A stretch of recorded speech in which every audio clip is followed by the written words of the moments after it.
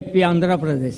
अच्छा, मेरा सवाल है, एक लड़की का शादी एक लड़का से हुआ, उन लोग 5 भाई आए, लेकिन बड़ा भाई से शादी हुआ। अच्छा, वो मर गया, सेकंड वाला को शादी किया, वो भी मर गया, तीसरा को शादी किया, वो भी मर गया, लास्टली सबको शादी किया, लड़की भी मर गया। वो लोग मरने के बाद में किसकी बीवी है? भाई साहब, जो आपने सवाल किया है, आप बाइबल अगर पढ़ेंगे, बाइबल से लिया, बाइबल के अंदर इसका जिक्र आता है। ईसा अलैहिस्सलाम से एक शख्स पूछता है, या बाइबल से उठा है, बराबर? यस। बाइबल में इसका जिक्र है कि अगर एक औरत एक आदमी से शादी करती है, वो मर जाता है, फिर दूसरे आदमी से करती है, वो भी मर जाता है, फिर तीसरे से करती है, वो भी मर जाता है, फिर चौथे से, 5वें से, 7वें से, जन्नत में या आखिरत में वो किसकी बीवी होंगी, ये सवाल है, बराबर ना? हाँ, इसका जवाब ईसा अलैहिस्सलाम बाइबल में कहते, they shall not die any more, वो फिर से और नहीं मरेंगे। और इस्लाम में भी जब आखिरत में जाएंगे, जिस तरीके से अभी रिलेशनशिप है वैसी नहीं है, बराबर? आप मुझसे पूछेंगे, एक आदमी 90 साल की उम्र में मरता है, एक बच्चा 2 साल की उम्र में मरता है, आखिरत में क्या उम्र पे?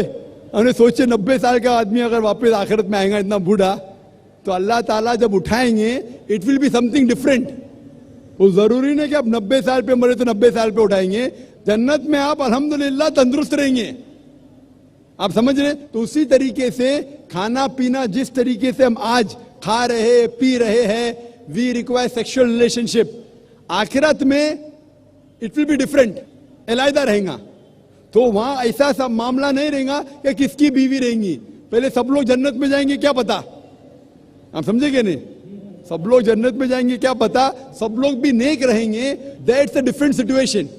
जरूरी नहीं कि वो औरत हर एक की बीवी रहेंगी, लेकिन अगर सब लोग नेक है तो कुरान मजीद में कहा गया है हर एक को हूर मिलेंगी। हूर मतलब a beautiful girl, so all will be satisfied, सब लोग खुश रहेंगे, अल्लाह ताला सब लोग को खुश करेगा। यही आंसर है, यही आंसर। हाँ, लेकिन जरूरी नहीं कि वो औरत हर एक की बीवी बने आखिरत में। आंसर यही है। खुश है ना आप? No, that was the answer. Correct. हाँ भाई साहब। नाम पिंटू रजक था, पेशा स्टूडेंट है, अभी नाम है ताहिर अब्दुल्ला। सवाल यह है कि एक तरफ इस्लाम में ये कहा जाता है कि अपने वालिदाओं को मतलब उनकी खिदमत करना जरूरी है, तो अगर मेरे ईमान लाने पे उन लोगों को तकलीफ है और मेरे ईमान पे, मेरे नमाज पे पढ़ने पे उन लोगों को तकलीफ है, तो इस हाल में क्या किया जाए? ईमान पे मतलब कमजोरी आती जाती है। भाई साहब ने बहुत अच्छा सवाल पूछा है। वो कह रहे थे कि वो पहले हिंदू थे, अब इस्लाम कबूल किए, अल्हम्दुलिल्लाह, मैं आपको कांग्रेचुलेट करता हूँ, माशाल्लाह।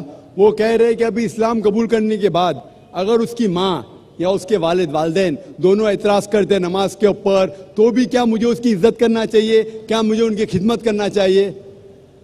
जो भी मैंने तकरीर में कहा वो अपने जगह पे बिल्कुल सही है। आपको अपने वालिदैन की खिदमत करना चाहिए, उफ तक नहीं कहना चाहिए। लेकिन कुरान मजीद में जो मैं आयत कोट किया, सूरह लुकमान की सूरा नंबर 31 आयत नंबर 14 में, कि हमने इंसानों से कहा है कि अपने वालिदैन से हुस्ने सलूक करे, और तुम्हारी माँ ने तकलीफ से तकलीफ के बाद तुम्हें जना और 2 साल तक दूध पिलाए, उसके फौरन बाद लिखा है। लेकिन अगर आपके वालिदैन आपके साथ जिहाद करते हैं, जुद्दोजहद करते हैं, आपको किसी और की इबादत करने के लिए अल्लाह के अलावा, यानी आपको शिर्क करने पे मजबूर करते, तो उनकी बात मत मानो, लेकिन फिर भी उनके साथ हुस्ने सलूक करो।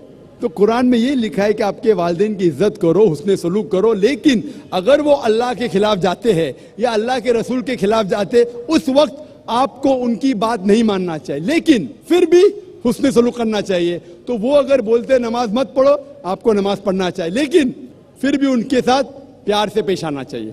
आपका फर्ज है कि आप आपके वालिदैन के, भले वो मुशरिक है, भले वो गैर मुस्लिम है, फिर भी आपको उनके साथ प्यार से पेश आना चाहिए, ये फर्ज है आपका।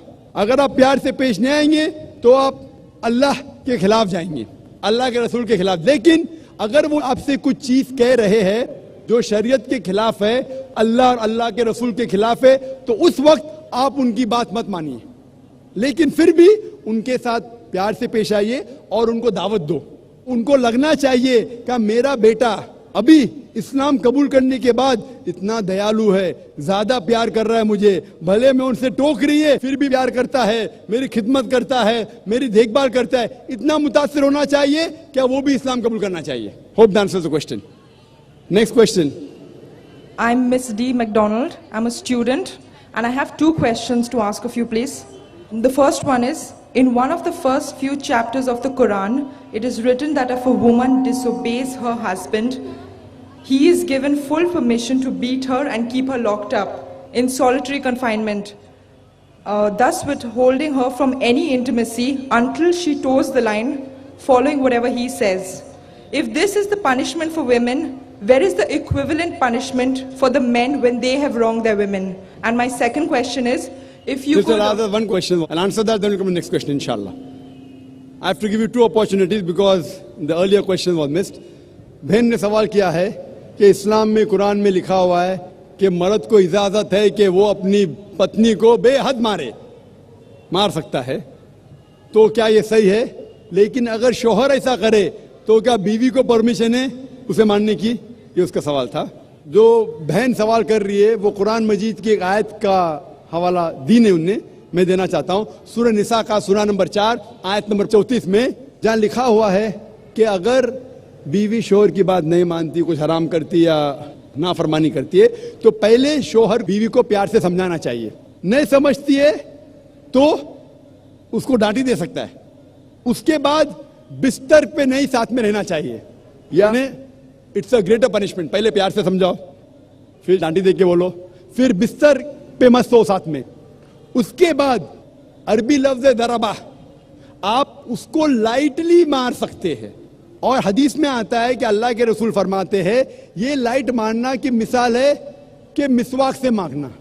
مسواک مطلب not tooth brush, tooth brush سے آپ پیٹ بھی سکتے, ہوتا ہے نا ہینکرچیف یا رومال سے مارنا. It is a symbolic batting. اور اللہ کے رسول فرماتے جب آپ بیوی کو مارے تو کبھی چہرے پہ مت مارو, ایسا مت مارو کہ نشان رہ جائے.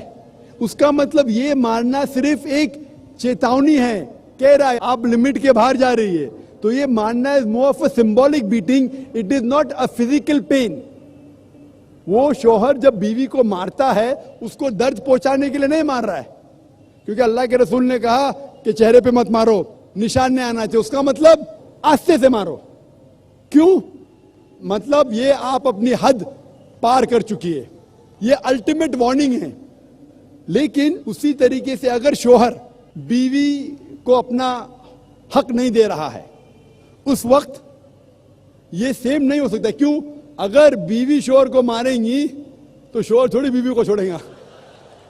یہ قرآن کی آیت ہے اس کے پہلے ہی سورہ نساء سورہ نمبر 4 آیت نمبر 34 میں کہ مرد کے پاس زیادہ طاقت ہے, لیکن اس کو اختیار ہے کہ اگر شوہر اس کو حقوق نہیں دے رہا ہے وہ شوہر سے پیار سے بات کرے. اب کیوں مجھے حقوق نہیں دے رہے؟